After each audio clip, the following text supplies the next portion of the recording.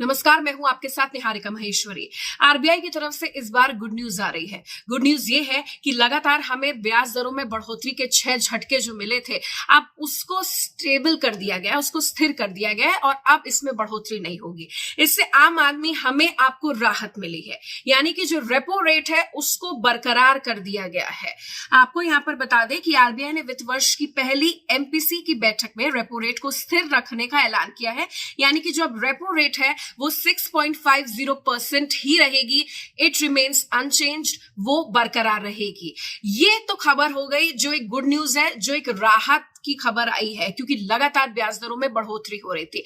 अब आसान भाषा में हम और आप समझ भी लेते हैं कि repo rate, reverse repo rate क्या है और इसका आपकी जेब पर, आपके लोन पर और आपके ईएमआई पर क्या असर होता है और मार्केट पर इसका क्या असर होता है, वो जानकारी आपको दे देते हैं। सबसे पहले हम बात करेंगे व्हाट इज रेपो रेट। आसान भाषा में सबसे पहले मैं आपको समझाऊं कि रेपो रेट क्या है। रेपो रेट क्या है? वो दर है जिस पर आरबीआई नॉर्मल जो बैंक्स हैं, जो वाणिज्यिक बैंक हैं, उनको कर्ज देता है। वो दर को हम रेपो रेट कहते हैं। बैंक इस चार्ट से अपने ग्राहकों को लोन प्रदान करता है। रेपो रेट अगर कम हुई तो उसका सीधा मतलब यह है कि कम दाम में आपको जो लोन मिल रहा है, उसमें होम लोन और व्हीकल लोन की बात करूं, इस लोन के कर्ज की जो दर है वो आपके लिए सस्ती हो जाएंगी।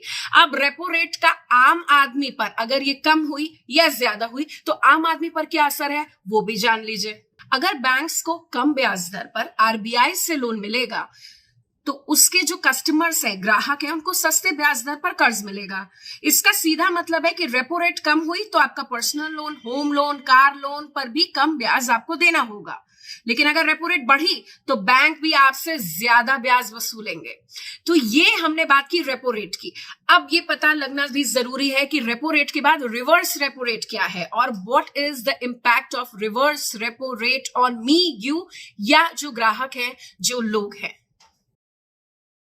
अब रिवर्स रेपो रेट वो रेट है, जैसा कि नाम है, ये वो रेट है जिसमें बैंकों को आरबीआई में जो उनका जमा धन है उस पर ब्याज मिलता है। रिवर्स रेपो रेट बाजारों में नकदी के लिक्विडिटी को नियंत्रित करता है। आरबीआई रिवर्स रेपो रेट बढ़ा देता है ताकि बैंक ज्यादा ब्याज कमाने के लिए अपनी रकम को उसके पास जमा कर दे। अब आम आदमी पर रिवर्स रेपो रेट का असर क्या पड़ता है? रिवर्स रेपो रेट घटी बढ़ी तो आम आदमी की जेब पर इसका कैसा इंपैक्ट रहता है वो आपको बताते हैं।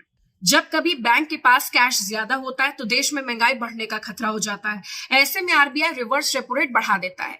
इससे कमर्शियल बैंक ज्यादा से ज्यादा रकम आरबीआई के पास ब्याज कमाने के लिए रख देते हैं।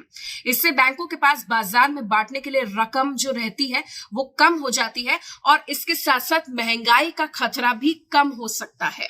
यहां अपने दर्शकों को हमने इस वीडियो में समझाया आसान भाषा में कि repo rate, reverse repo rate क्या है।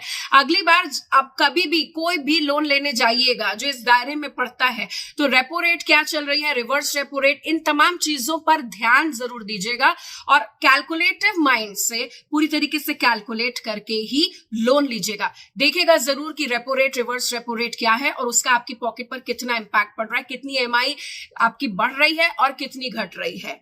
नमस्कार।